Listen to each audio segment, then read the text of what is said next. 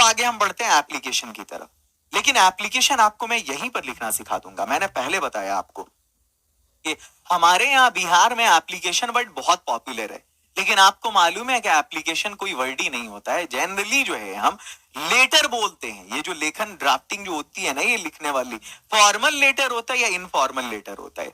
हम अगर किसी प्रोफेशनल जगह पे लिख रहे होते हैं तो फॉर्मल लेटर्स हैं वो, जिनसे हमारा कोई रिश्ता नहीं होता, प्रोफेशनल रिश्ता वो, और जिनसे हमारा रिश्ता है ना, फ्रेंड्स हैं, रिलेटिव्स हैं, तो भाई वो उनके साथ इनफॉर्मल लेटर होता है। हमें लेटर की तरफ नहीं जाना है। क्यों नहीं जाना, मैंने पहले ही क्लियर कर दिया है। हमें एप्लीकेशन की तरफ जाना है, यानी फॉर्मल लेटर की तरफ। लिखेंगे कैसे? 7 स्टेप है, अपने माइंड में रख लोगे।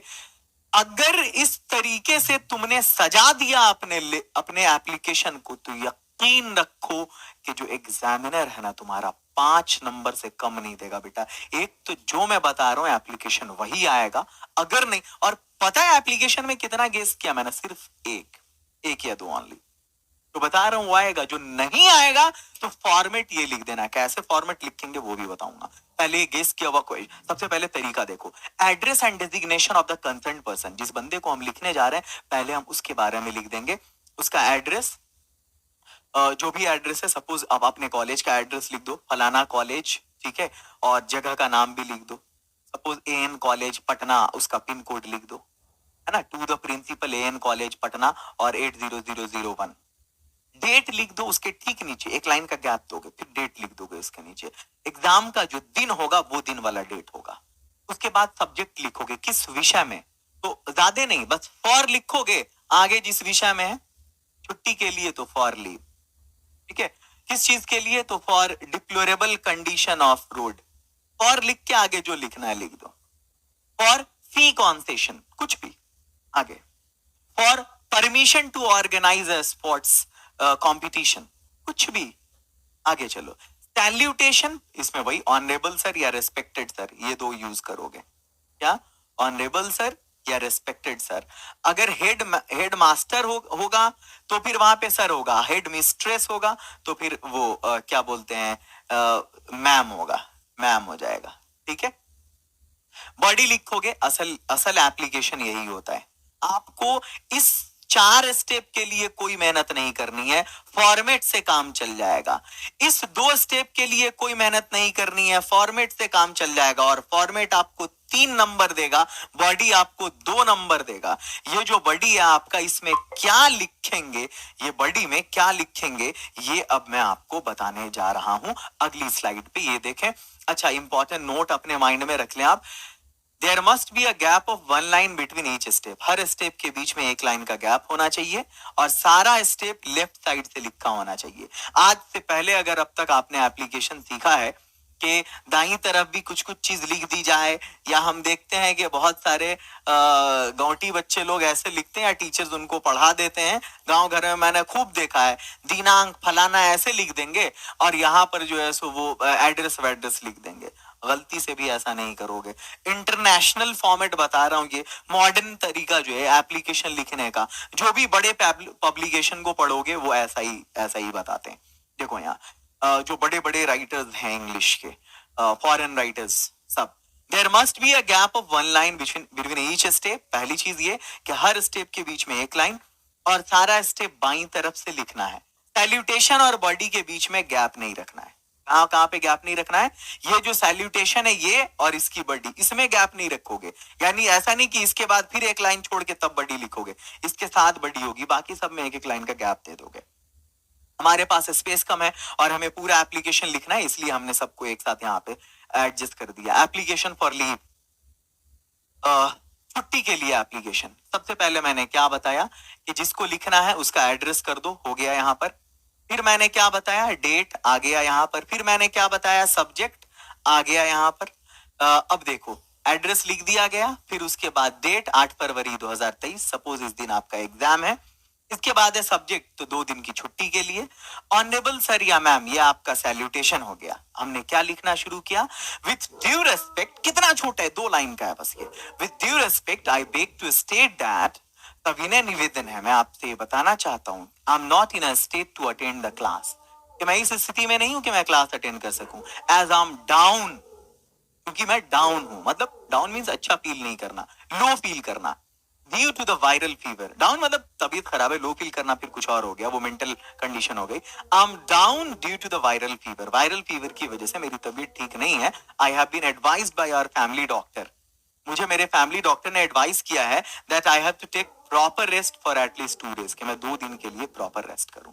बस इतनी सी बड़ी होती है, और क्या रिक्वेस्ट करना होता है कि छुट्टी दे दीजिए। तो I request you to grant me 2 days leave, इसलिए मैं आपसे गुजारिश करता हूं कि मुझे 2 दिनों की छुट्टी दें, from 5th of February to 6th of February। तो ये आपको लिखना होगा, लिखना होगा 4 तारीख को, 4 तारीख को आपने ये लिखा, ठीक है। 8 फरवरी गड़बड़ा जाएगा जब 5-6 की छुट्टी मांग रहे हो तो। अब किस दिन एग्जाम है उस हिसाब से एडजस्ट कर लेना, जिस दिन एग्जाम है वही तारीख लिखना, और उसका अगला 2 दिन यहाँ पे, 4 को एग्जाम है तो 5-6 की छुट्टी लेना। I'll always be grateful for this, मैं इसके लिए हमेशा आभारी रहूंगा। यहाँ पे yours faithfully, कॉम्प्लीमेंट्री क्लोज यही होता है। नाम लिखना है, और नाम लिखना है रनिंग हैंड में लिखा जाता है, ये तरीका है। रनिंग हैंड में जो आपका नाम है रनिंग हैंड में लिख दें। सोनम है रनिंग हैंड में, क्लास 12 रोल 1, और यहाँ पे आपका अपना पता लिखना है। याद रखोगे उस दिन आपका पता एग्जामिनेशन हॉल होता है। ये कंप्लीट हो गया एप्लीकेशन। अब हम आते हैं समरी ट्रिक की तरफ, लेकिन उससे पहले मैं एक बार फिर से आपको इधर का सफर कराता हूं। एप्लीकेशन में एक और एप्लीकेशन आपको अपने माइंड में सेट कर लेना है, ये वाला भी सीख लो आप।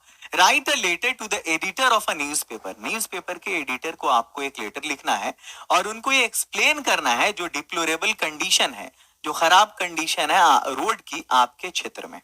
फॉर्मेट जो मैंने बताया है वही फॉर्मेट होगा, टू द एडिटर। अब यहाँ पे फॉर्मेट क्या है उसका, देखो इस तरह से फॉर्मेट होगा, to the editor the Times of India, Fraser Road, Indira Nagar, Patna 8 4 0 1। ये इसका एड्रेस हो गया जिसको लिखना है।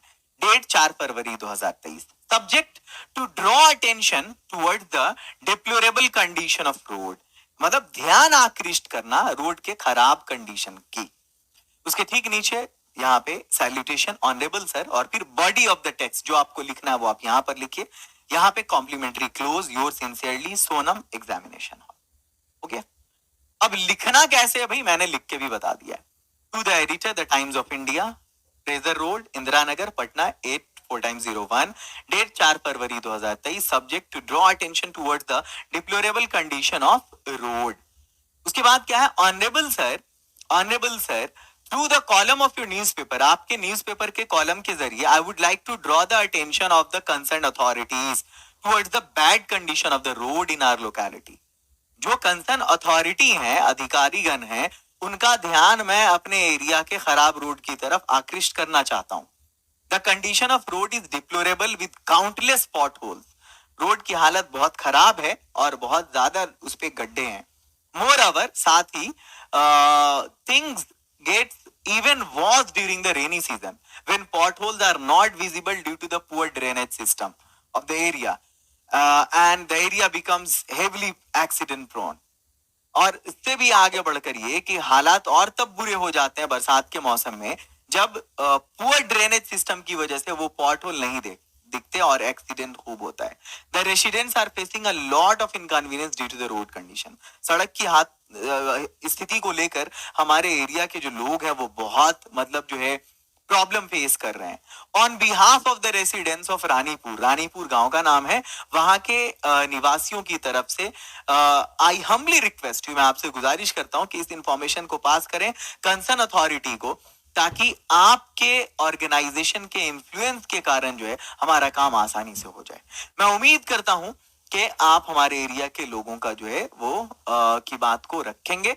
आपका आभारी, आपकी आभारी, सोनम, एग्जामिनेशन हॉल। मैं क्या करूंगा कि आपको जो इसका पीडीएफ फाइल मिलेगा, मैं देख रहा हूं कि लैंग्वेज थोड़ी सी डिफिकल्ट है, मैं आसान बना दूंगा, डोंट वरी। आपको जो इसका पीडीएफ मिलेगा वहां पर इजी लैंग्वेज मिलेगी डेफिनेटली।